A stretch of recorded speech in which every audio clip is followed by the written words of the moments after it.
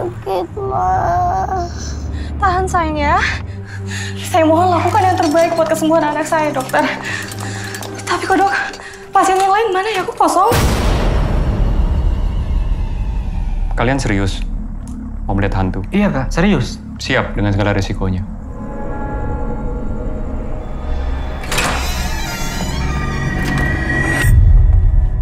Sepertinya kita harus berpencar. Karena hantu nggak akan muncul kalau rame.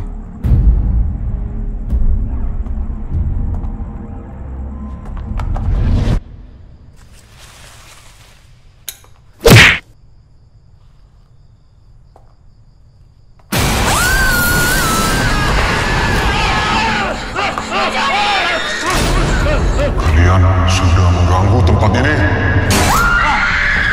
Rino, rekam terus Rino.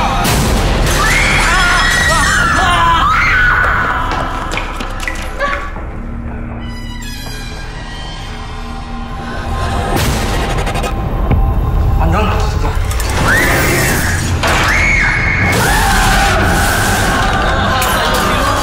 Innallaha sayubtilu. Innallaha la yuslihu amalal mufsidin.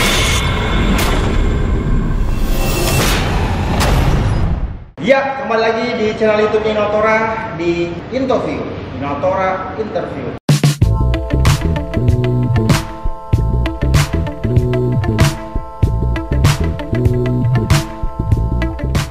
Nah, teman-teman, di samping saya ini ada orang-orang hebat. Mereka yang berada di balik layar film yang akan sebentar lagi tayang, Bekas Rumah Sakit. Ada Kak Ince, ada Dewi Anwar, dan ada Ko Edi. Oke, kasih tepuk tangan untuk kita semua.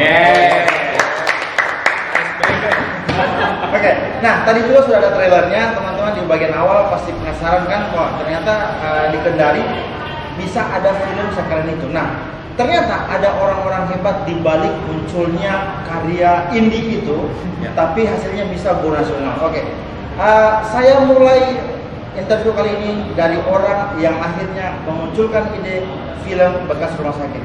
Oh ini, boleh diceritakan kenapa akhirnya urban legend itu mau dilahirkan di Kendari dalam bentuk film? Oke, awalnya kenapa awalnya kenapa masih tertutup? Jadi teman-teman kalau ingat dulu ada film yang hype Mololo 1 di Kendari.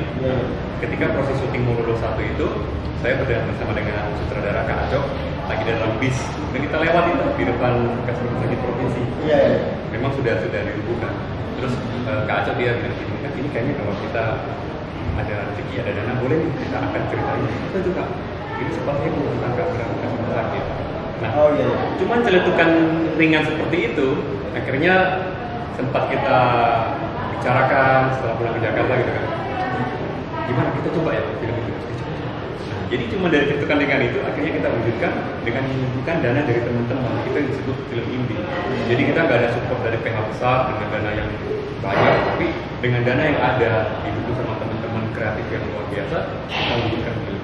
Nah, biasanya kan dari teman-teman kreator film kan biasanya punya naskah, terus disodor ke PH besar. Apakah tidak melalui jalur itu dulu kan? Enggak, karena yang nulis sendiri Kak Acok sendiri, sutradara itu, jadi kita garap sendiri, semuanya digarap sendiri. Luar biasa. Memang ini pure indie, tapi kenapa pada akhirnya dalam proses panjang ini ada PH yang tertarik dengan film ini? Film ini, oke.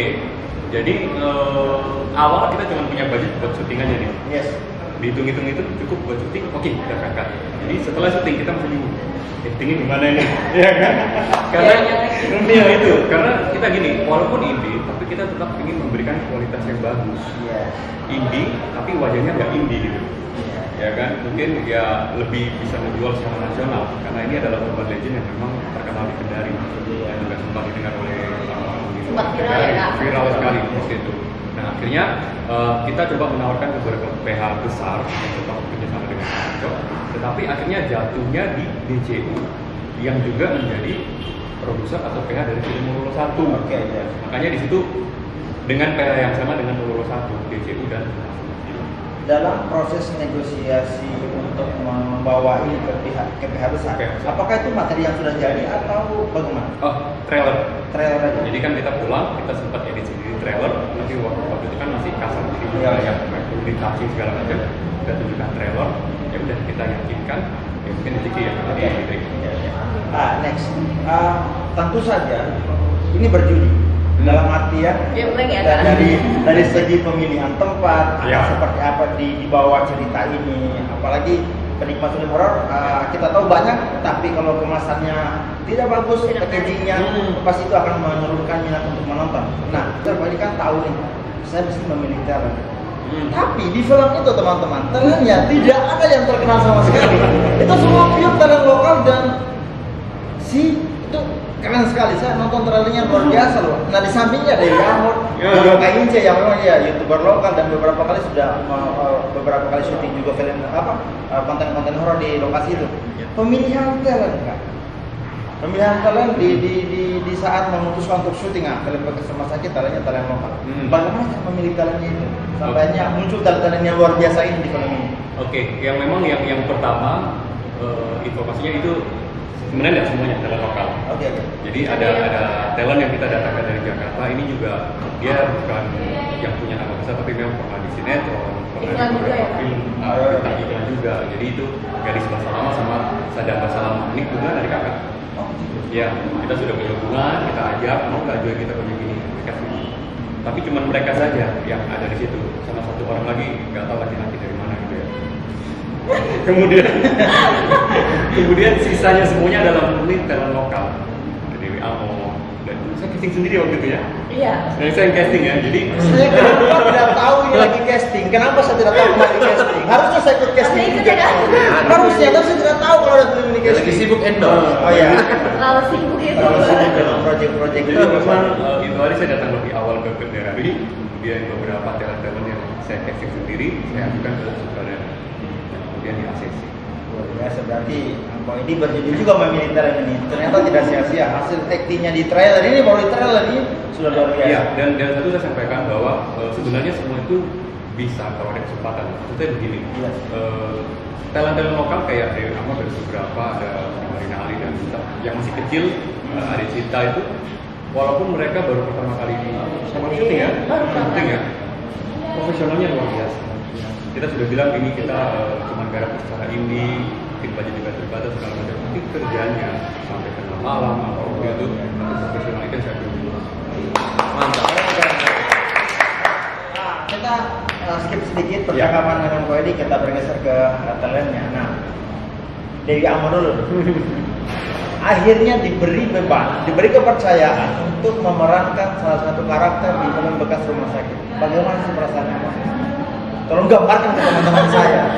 Perasaannya sih kalau menurut saya sendiri di sini saya berperan sebagai seorang ibu, mamanya Nabila, pasti punya beban tersendiri untuk saya. Apalagi kan saya sekarang masih cewek, tapi disuruh berperan sebagai seorang ibu. Jadi bayangkan gimana saya harus menjadi seorang ibu, totalitasnya juga gitu, untuk harus profesional seperti seorang ibu yang beneran. Berarti mesti butuh referensi yang banyak juga ya. Dan pada saat itu kan saya baru pertama kali syuting dan langsung di casting langsung sama ini. Awalnya sih kayaknya malu-malu, cuman pas dijalani lihat juga artisnya dari Jakarta yang gadis, kayaknya natural aja deh, jadi langsung bisa. Oke, Mor, ini kan film horor. Tidak ada pantangan sendiri dalam menjalankan misi menjadi orang di balik film ini. Nah, kalau untuk saya kan saya di sini sebagai pemeran pembantu ya Kak. Jadi film saya nggak terlalu banyak. Tapi bukan jadi pembantu ya? Pemeran pembantu. Supporting pembantu. Kalau untuk masalah sih di situ saya syuting 3 hari. 3 hari. 2 hari itu di rumah sakit, bukan rumah sakit Payung Kak. Itu sih sebenarnya takut karena malam. Sampai tengah malam. Si malam. Itu yang takut. Apalagi kan ini tempat syutingnya yang bekas rumah sakit. Pasti adalah sampai di situ saya syuting sampai subuh ya Kak. Bahkan sampai subuh di situ. Dan itu di tahun 2017. Nanti saya akan tanya Ko Edi kenapa film ini lama sekali tayangnya. Nanti mesti menunggu setelah pandemi. Oke. Karena ya tersaing juga filmnya di situ, dan tantangannya sendiri dalam film kan kayak misalnya kostum. formasi syuting. Ternyata di sini saya bisa ambil pelajaran. Kalau dalam film itu, misalnya kita ambil syuting hari ini, baju ini, misalnya dilanjutkan lagi besok dengan scene yang sama, misalnya nggak totalitas hasil pengambilan gambar ini. Dan kostumnya itu harus sama, nggak boleh ada yang berbeda. Jadi berkesinambungan gitu ya Kak. Continuity. Nggak boleh ada yang berubah di situ juga. Jadi coba kalian gambarnya saya pakai apa pada saat ini, jadi harus tetap sama gitu loh. Makanya itu syutingnya detail kan? Detail. Ya aku pakai cincin besoknya lupa pulang. Mulai dari sepatu, baju harus sama. Harus detail semuanya. Oke, kita bergeser ke kain saya dulu. Oh, saya kira dilupa.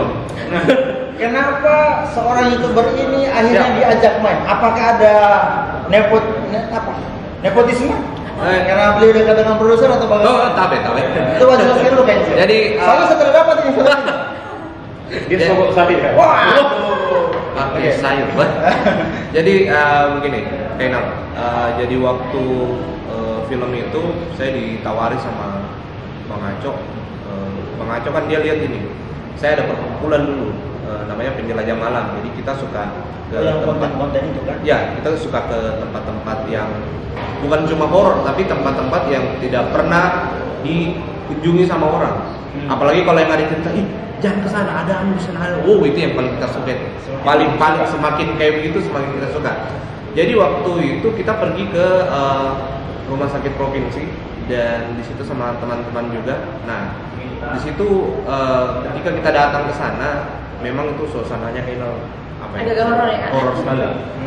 Ini bicara pengalaman selama di lokasi syuting ya? Iya, boleh ini belum syuting. Nah, jadi Kenapa dia belum pengasanya panjang? iya. Jadi Biasa ya pengalaman horor. oh iya, Lanjut. sekali. Oh. Nah, jadi waktu itu saya sama teman-teman kita kan foto-foto di sana. Iya. Foto-foto dan dari beberapa foto itu nanti teman-teman bisa lihat itu memang ada beberapa hal aneh yang kita dapat di situ, percaya atau tidak itu yang kita dapat di lokasi dan itu dilihat oleh sutradara, oleh Bang Aco juga. Nah terus Bang Aco kontak saya bilang, Monda ini ada proyek buat film horor. Wah, kenapa tidak kan saya coba. Enak sekali ya hidupnya.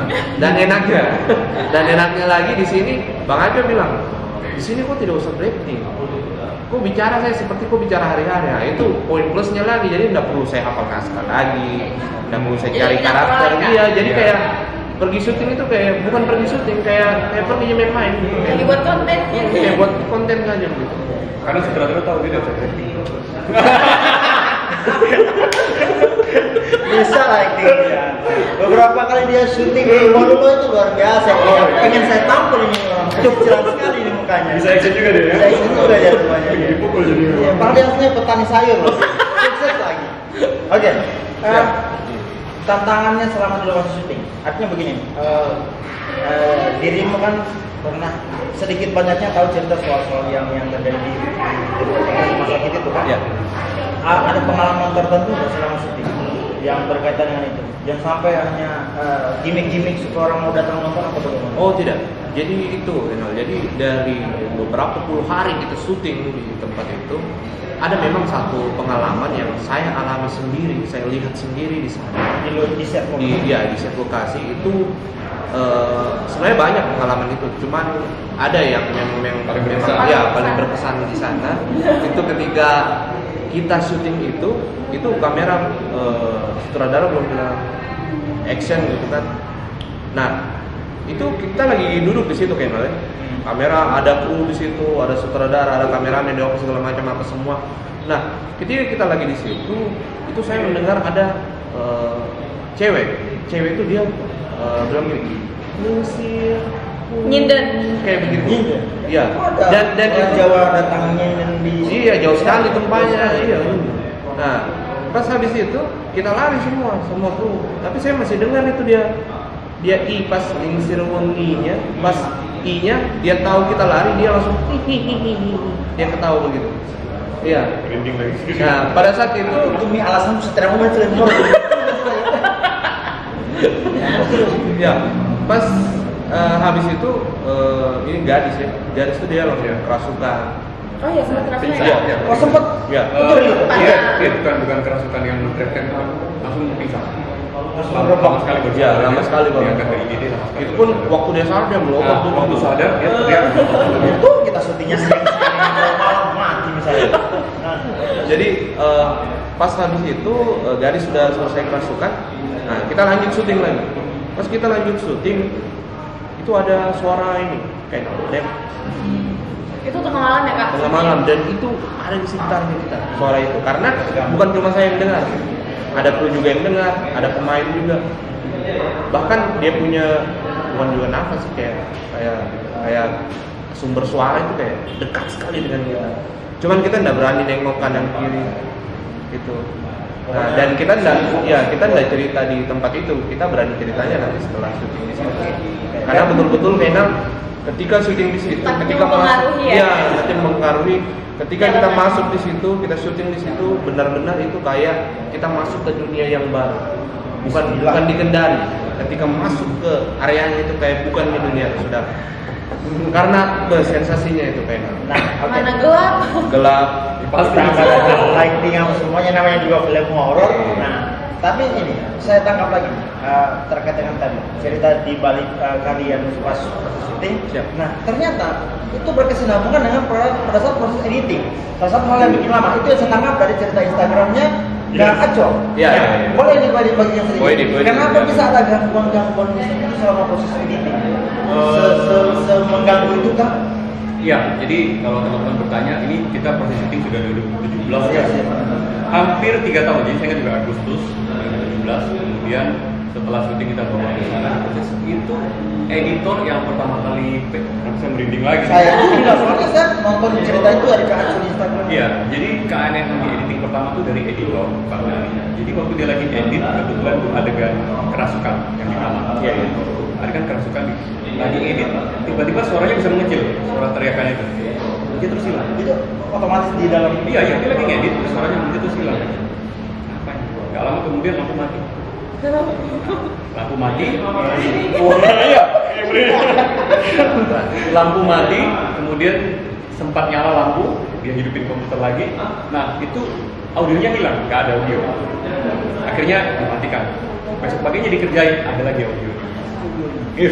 Itu yang pertama dari editor. Kemudian beberapa hal juga kita alami waktu pemain dubbing, saya dubbing juga saya rasakan ada hal-hal aneh sekali. Kemudian sampai kita sudah materi final nih, mau mixing kan? Mixing ada lagi yang terjadi, hal itu bisa berantakan. Jadi audio sama videonya jadi nggak mixing lagi. Kalau kayak gitu, dan itu di studio, kalau nggak tahu coba browsing cross kan, ini studio mixing terbesar dan menjadi langganan PH besar di Jakarta, tidak pernah ngalami ini. Mereka bilang ini baru pertama kali, nggak tahu cuma kita edit lagi nih kita, dan itu terjadi banyak. Ya di luar faktor yang saya katakan tadi, kita bisa makan dari segi finansial juga, tapi hal-hal teknis Itu di luar. dan teknis ya itu juga. Ya seperti sebagian yang sudah kita share di sosmed ya. Iya.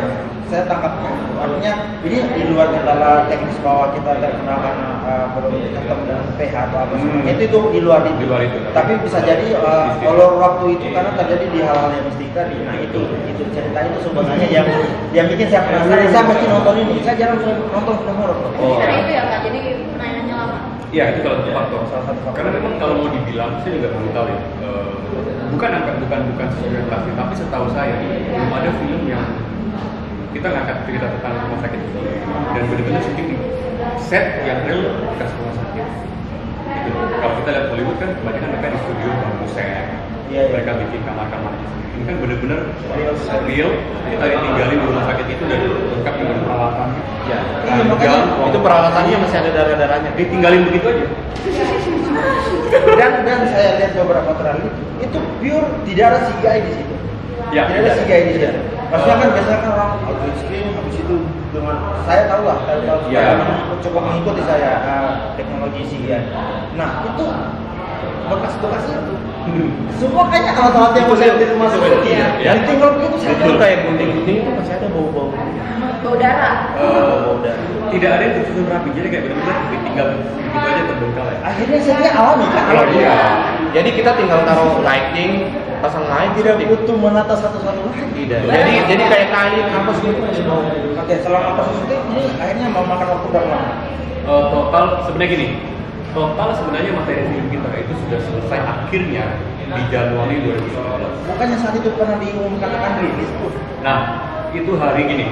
Kita sebenarnya sudah dapat tanggal rilis dari jaringan Bioskop Festival dan kawan-kawan itu Agustus 2018. Sempat. Tetapi yaitu proses editing kita belum selesai. Jadi materi kita banyak sekali kendala yang belum selesai. Kemudian akhirnya setelah kita selesaikan 2019, kita harus ngantri. Lagi tuh. Dan ngantri 2019 film horor. Lagi puncak-puncaknya. Nah, itu. Jadi banyak tantangannya luar biasa nih. Pada akhirnya ini akan rilis di tanggal berapa? 6 Agustus. 6 Agustus. Nah, tapi kan lagi pandemi. Tiba-tiba 29 Juli itu batal untuk pembukaan bioskop di Jakarta.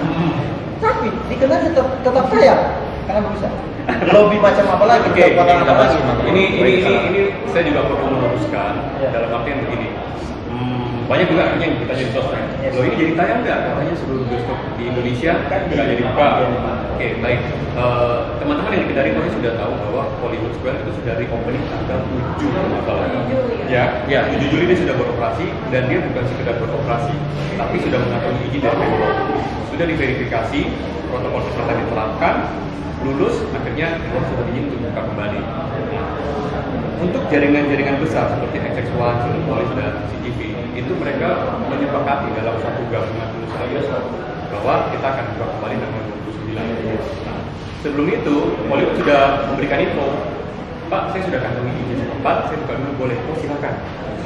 Jadi tetap dengan protokol kesehatan. Nah, kemudian yang baru-baru terjadi adalah Pemprov DKI Jakarta khususnya itu mengatakan bahwa bioskop belum dibuka karena angka itu masih tinggi COVID-nya.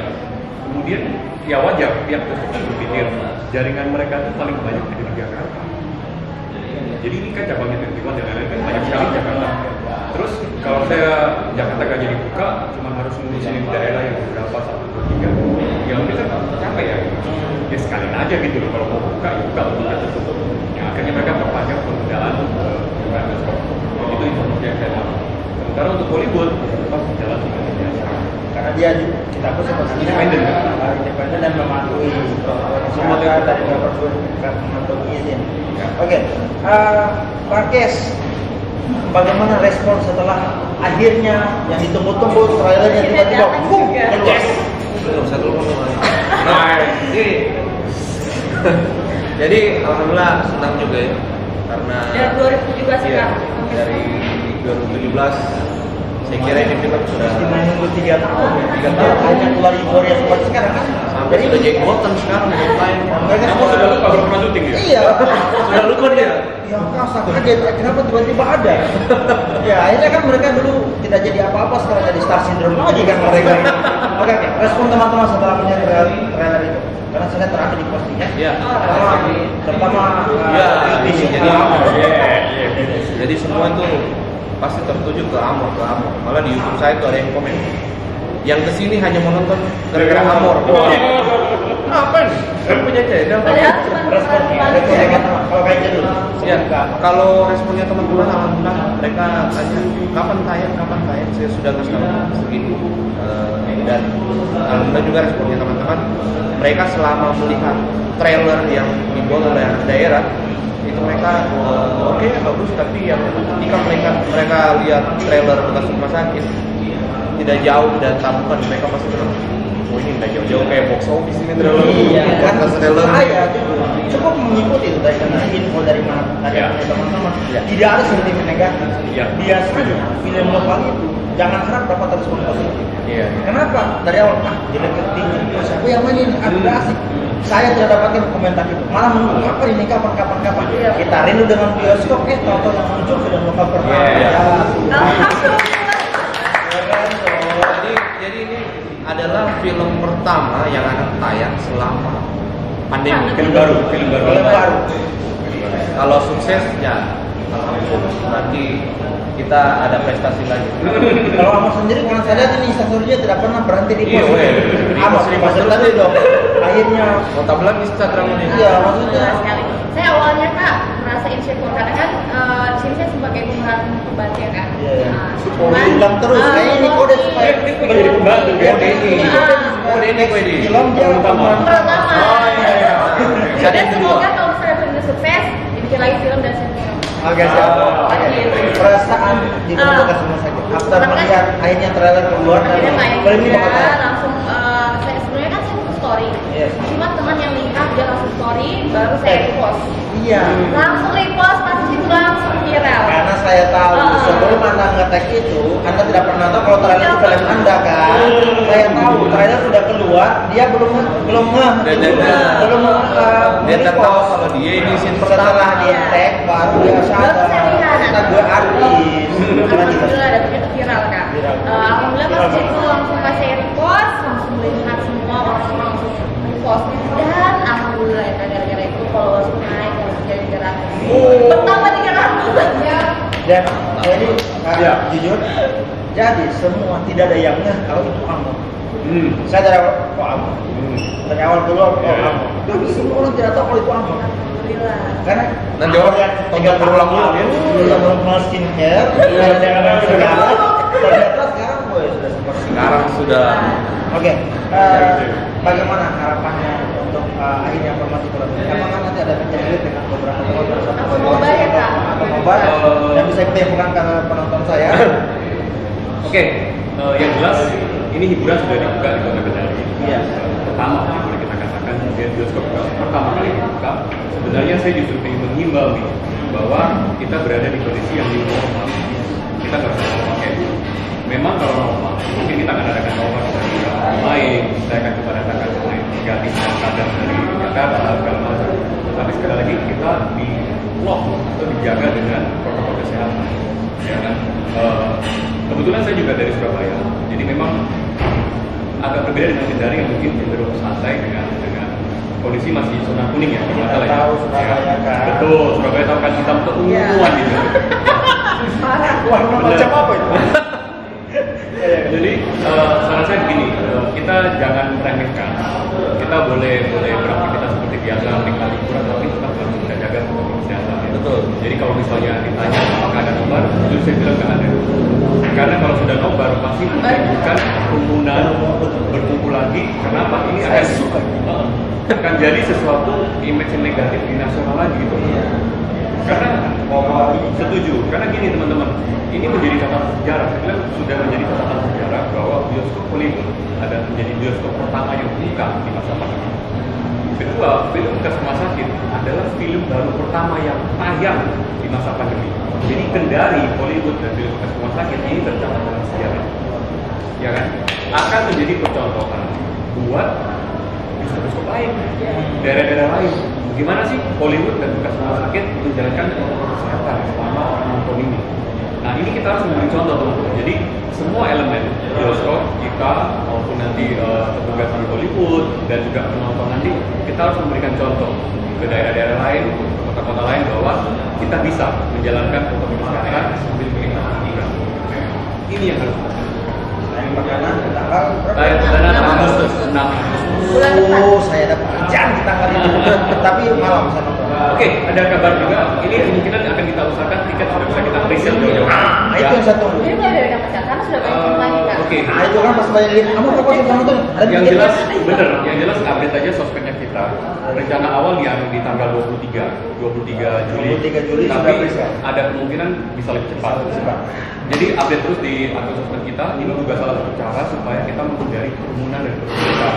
Jadi nanti Jadi bisa ketika ya, karena biasanya kan orang tiba-tiba dibuka loket, boom. Nah, karena wah masing-masing berpikir saya gini, Iya. saya gini 30 orang. jadi kita presale kan juga kalau presale kan bisa kumpul kan misalnya yang beli satu orang untuk berapa. Dan bisa satu studio kan sekitar 50% ya kak. Betul, studio juga terisi 50%.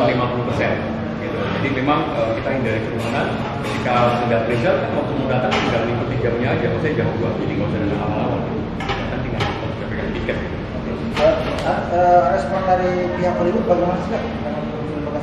Hollywood sangat-sangat senang sekali karena kan selama ini dia sejak dari opening yang kita sudah senang dan banyak penonton yang datang yang takut film lama hanya menikmati saja suasana bioskop setelah 3 bulan tidak pernah masuk bioskop. Betul. Kalau Hollywood dengan kita sih memang selalu saling support sejak dari nomor 1. Oh iya, oke. Nomor 1, nomor 2 juga yang kemarin akhirnya sedikit hampir tayang. Itu juga ya mudah-mudahan ini bisa menjadi obat buat teman-teman yang rindu bikin Apollo 22. Iya. Karena PH dan ini sama sutradaranya. Oh iya, kacau.